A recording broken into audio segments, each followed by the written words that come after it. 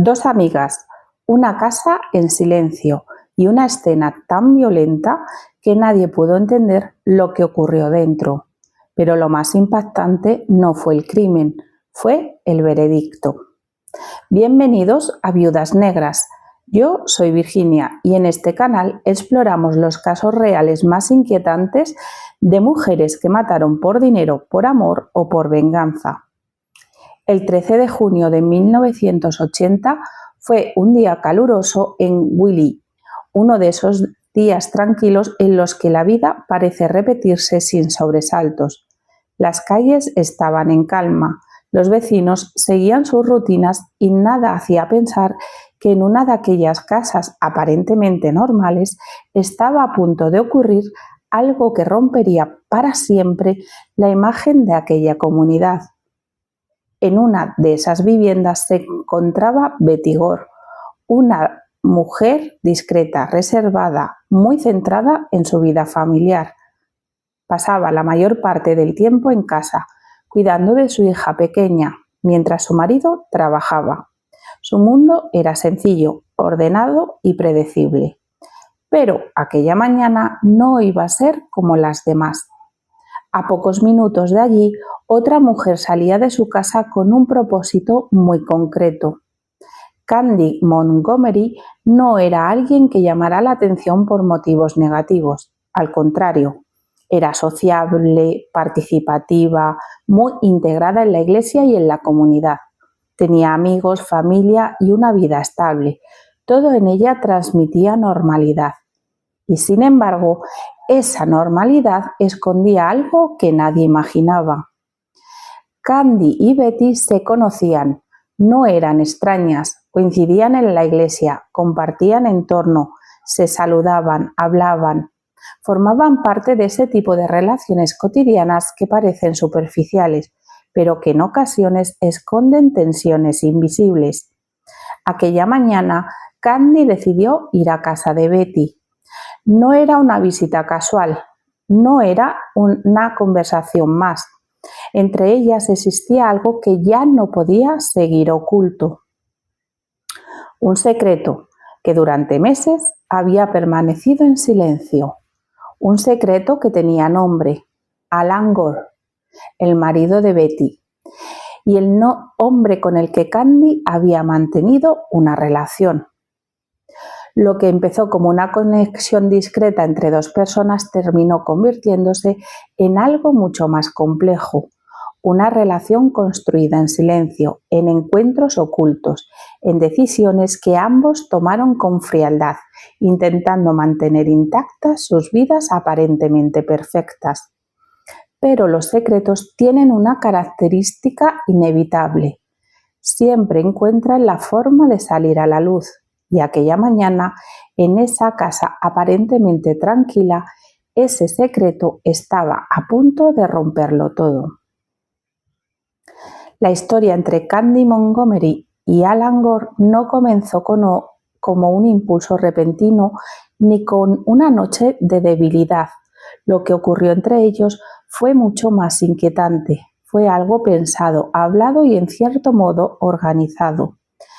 Se conocían desde hace tiempo, coincidían en la iglesia, en reuniones sociales, en ese entorno donde todo el mundo aparenta llevar una vida ordenada y correcta.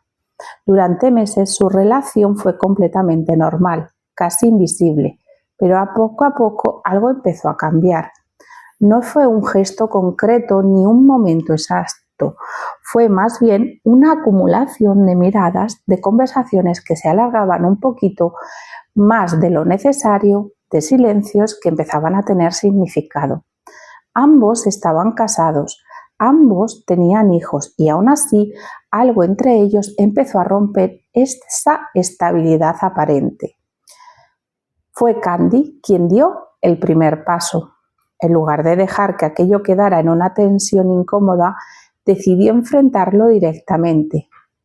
Le planteó a Alan algo que no era habitual, algo que no nacía de la impulsividad, sino de una especie de lógica fría. Si ambos sentían esa atracción, podían vivirla, pero sin destruir sus matrimonios. No buscaba amor, no buscaba una relación romántica, buscaba una aventura controlada. Alan dudó. Durante un tiempo no supo qué hacer, pero finalmente aceptó y a partir de ese momento ambos establecieron una especie de acuerdo. Se verían en secreto, mantendrían sus vidas intactas y nadie debía saberlo. Durante meses aquella doble vida funcionó. Se encontraban en moteles, lejos de miradas conocidas. Hablaban, compartían tiempo y después regresaban a sus casas como si nada hubiera ocurrido. Candy seguía siendo la mujer sociable y activa de siempre. Alan, el marido, aparentemente tranquilo. Todo estaba bajo control, o eso creían, porque mientras ellos vivían en esa relación en secreto, había una persona que sin saberlo estaba en el centro de todo. Betty Gore. Su matrimonio con Alan no pasaba por su mejor momento. Había distancia, silencios, una sensación de desconexión que ella no terminaba de comprender. No sabía exactamente qué estaba ocurriendo, pero intuía que algo no encajaba. Con el tiempo, Alan empezó a sentirse incómodo. La relación con Candy, que al principio parecía algo controlado, empezó a pesarle. La culpa, el miedo a ser descubierto, la tensión constante, todo empezó a hacerle mella y finalmente tomó una decisión. Quería terminar con aquello. Cuando se lo dijo a Candy, la reacción no fue explosiva. No hubo gritos ni escenas dramáticas. Candy aceptó, al menos en apariencia. La relación terminó. Cada uno volvió a su vida. Todo parecía haber quedado atrás. Pero hay decisiones que no desaparecen cuando uno decide olvidarlas. Y hay emociones que no se apagan simplemente porque alguien diga se acabó. Candy siguió adelante con su vida, siguió sonriendo, siguió participando en la iglesia, siguió siendo para todos la misma mujer de siempre, pero algo había cambiado. Y ese cambio, silencioso y profundo, estaba a punto de manifestarse de la forma más inesperada, porque días después de que esa relación terminara, Candy tomaría una decisión que la llevaría directamente a la casa de Betty, una decisión que marcaría el inicio del final. Aquella mañana del 13 de junio de 1980, Candy Montgomery se presentó en casa de Betty con una excusa sencilla, casi banal, de esas cosas que no llaman la atención en una comunidad donde se conocen todos y que las visitas formaban parte de la rutina. Betty le abrió la puerta sin sospechar nada. No tenía motivos para hacerlo. Candy era parte de su entorno, de su vida cotidiana. La dejó pasar y ambas entraron en la casa, que en ese momento estaba en silencio, con el bebé descansando en otra habitación. Durante los primeros minutos todo transcurrió con normalidad. Hablaron, se movieron por la casa, mantuvieron una conversación aparentemente trivial y nada en ese inicio hacía pensar que aquella visita iba a terminar de una forma tan violenta. Pero bajo esa superficie tranquila había algo que no estaba resuelto, algo que llevaba tiempo creciendo en silencio y que en algún momento tenía que salir. Betty sabía lo que había ocurrido entre Candy y su marido, Alan Gore. No era una sospecha vaga ni una intuición difusa, era una certeza que probablemente llevaba tiempo guardando y aquella mañana decidió enfrentarlo. Así pues, la conversación que estaban teniendo empezó a cambiar. Lo que al principio eran palabras normales fue adoptando otro tono, más tenso, más directo. Ya no se trataba de una visita casual, sino de una confrontación inevitable entre dos mujeres unidas por una traición que no podía deshacerse. Según la versión de Candy, daría más tarde, en medio de esa conversación, Betty se levantó y fue a otra habitación. Cuando regresó, llevaba un hacha en la mano. A partir de ese momento, la situación dejó de ser una discusión y se convirtió en algo mucho más peligroso.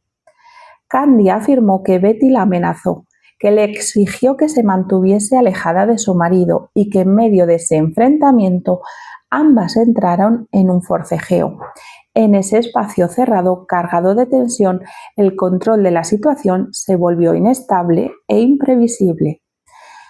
En algún momento de ese forcejeo, Candy consiguió hacerse con el hacha y entonces, según su relato, todo ocurrió en cuestión de segundos, pero lo que la escena reveló después no hablaba de unos pocos segundos. El ataque fue repetido, insistente, desproporcionado. No fue un golpe único ni una reacción puntual. Fue una secuencia de violencia que dejó una escena extremadamente difícil de comprender incluso para los investigadores que llegaron más tarde. Cuando todo terminó, la casa volvió al silencio, un silencio completamente distinto. Betty Gore yacía sin vida en el suelo de su propia casa y Candy, la mujer que había entrado minutos antes como una visitante más, permaneció allí el tiempo suficiente para recomponerse. Se duchó, se aseó, se organizó y finalmente salió de la casa, dejando allí a la bebé en su cuna. Fuera, en Wilde, nada había cambiado. La vida continuaba con normalidad, ajena a lo que acababa de ocurrir puertas adentro. Nadie sospechaba que en esa casa aparentemente tranquila acababa de producirse un crimen que sacudiría por completo a toda la comunidad. Durante horas la casa de Betty Gore permaneció en silencio como si nada hubiese ocurrido. Desde el exterior todo parecía normal. No había señales de alarmas, ni movimientos extraños, ni nada que hiciese pensar que dentro se encontraba una escena tan violenta. Fue su marido Alan Gore quien empezó a notar que algo no iba bien. Alan no se encontraba en casa aquel día, estaba de viaje por trabajo y, como hacía habitualmente, intentó contactar con su mujer por teléfono, pero no obtuvo respuesta. Al principio no le dio demasiada importancia. Podía estar ocupada o simplemente no haber escuchado la llamada.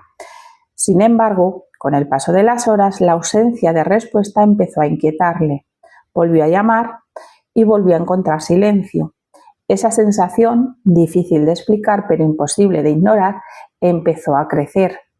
Finalmente decidió contactar con algunos vecinos y conocidos para que se acercaran a la casa y comprobaran si todo estaba bien. Cuando llegaron a la casa, uno de ellos empezó a ver que la escena se volvía extraña. La casa estaba cerrada, todo parecía en orden desde fuera, pero no había respuesta. Nadie abría la puerta.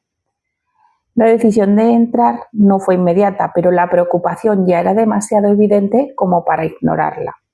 Así que los vecinos finalmente accedieron a entrar en la vivienda y el silencio se volvió pesado, antinatural, y en cuestión de segundos el silencio se rompió. El cuerpo de Betty Gore fue encontrado dentro de la casa. La escena era tan impactante que resultaba difícil de procesar. No se trataba de un accidente ni de una muerte natural, porque era evidente que había ocurrido algo extremadamente violento. La policía fue alertada de inmediato. En poco tiempo la casa quedó rodeada de agentes. La investigación comenzó en ese mismo momento.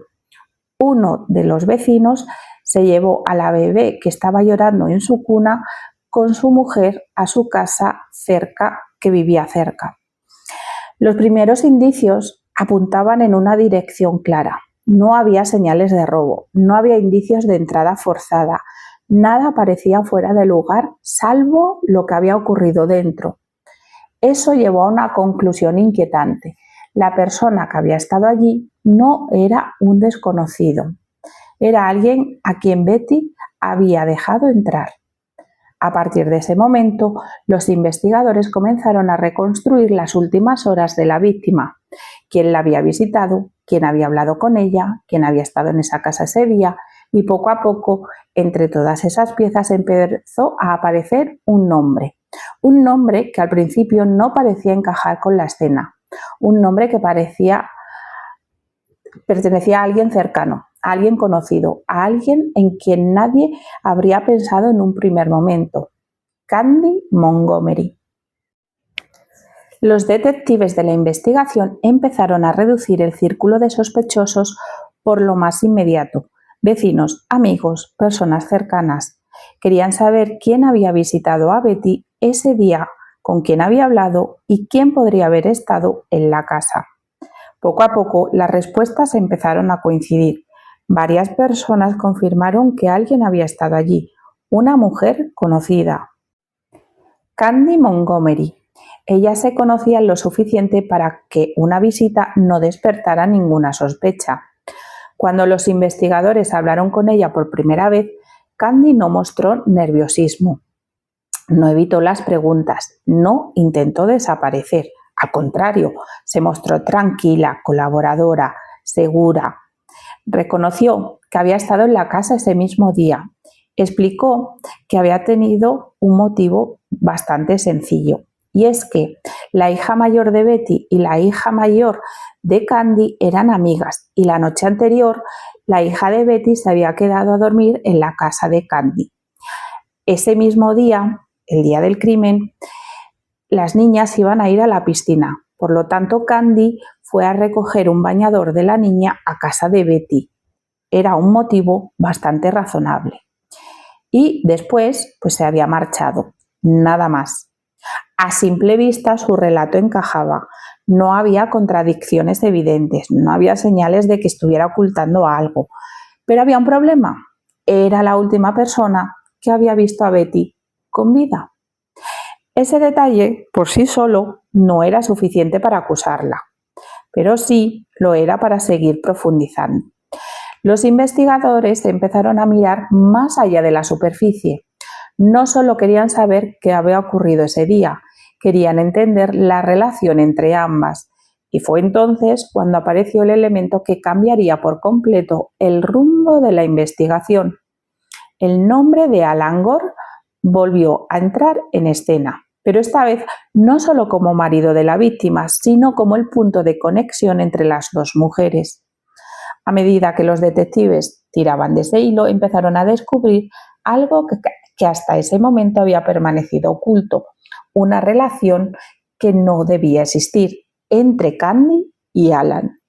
Ese descubrimiento cambió todo, porque lo que parecía una visita normal empezó a adquirir un nuevo significado, un contexto distinto, más profundo, más incómodo, más peligroso.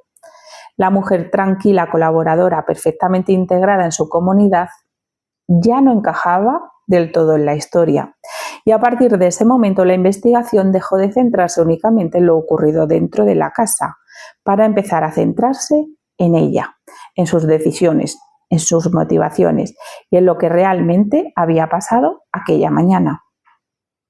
Cuando los investigadores volvieron a hablar con Candy Montgomery, ya no lo hicieron como quien toma declaración a una testigo más. Algo había cambiado.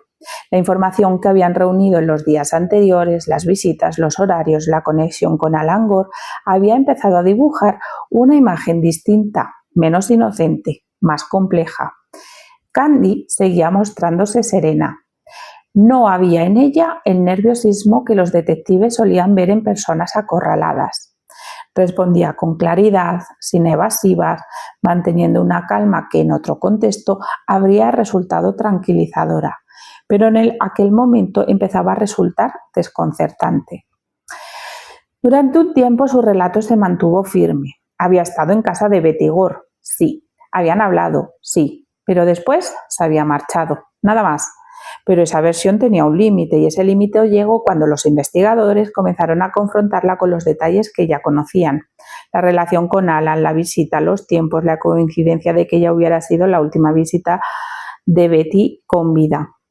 Fue entonces cuando la historia empezó a cambiar, no bruscamente, no con una confesión directa, sino con un giro. Candy dejó de presentarse como una simple visitante y empezó a construir otra versión de lo ocurrido. Una versión en la que ella ya no era una testigo, sino una protagonista, pero no una asesina, una víctima. Según su nuevo relato, aquella mañana la conversación con Betty no había sido tan tranquila. Había sido tensa desde el principio, cargada de reproches, resentimiento y de una emoción contenida durante demasiado tiempo. Betty sabía lo de Alan y no estaba dispuesta a dejarlo pasar. Candy explicó que la discusión fue creciendo poco a poco, hasta que en un momento determinado, Betty abandonó la habitación y cuando regresó lo hizo con un hacha en la mano. A partir de ahí todo cambió. La tensión se transformó en miedo, el enfrentamiento en peligro. Según su versión, Betty la amenazó, le exigió que se alejara de su marido y en medio de esa situación ambas se enzarzaron en un forcejeo. Un momento confuso, rápido, desordenado, un momento en el que, según Candy, ella actuó para defenderse. Dijo que consiguió arrebatarle el hacha, que todo ocurrió en segundos, que no hubo tiempo para pensar, que solo reaccionó. Pero había un problema. La escena que los investigadores habían encontrado no hablaba de una reacción breve, no hablaba de un único golpe, no hablaba de un instante. Hablaba de algo mucho más intenso, mucho más prolongado, mucho más difícil de encajar con una simple defensa. Aún así, Candy mantuvo su versión, no la alteró, no la suavizó, no la contradijo. Y en medio de ese relato, los investigadores se encontraron con una historia que no podían ignorar, pero que tampoco podían aceptar sin cuestionarla, porque si aquello era cierto, no estaban ante un asesinato, estaban ante un caso de defensa propia. Pero si no lo era, entonces estaban ante algo muy distinto. La decisión ya no estaba solo en manos de los investigadores. La historia de Candy Montgomery estaba a punto de salir de la sala de los interrogatorios y de entrar en un lugar donde cada palabra, cada gesto y cada detalle serían analizados con lupa. El juicio. Cuando el caso de Candy Montgomery llegó a los tribunales de Texas, ya no era solo un crimen, se había convertido en una historia que dividía a la gente, que generaba preguntas incómodas y que obligaba a mirar más allá de lo evidente. Por un lado estaba la escena, la violencia, el número de golpes, una muerte que para muchos no podía explicarse como una simple reacción.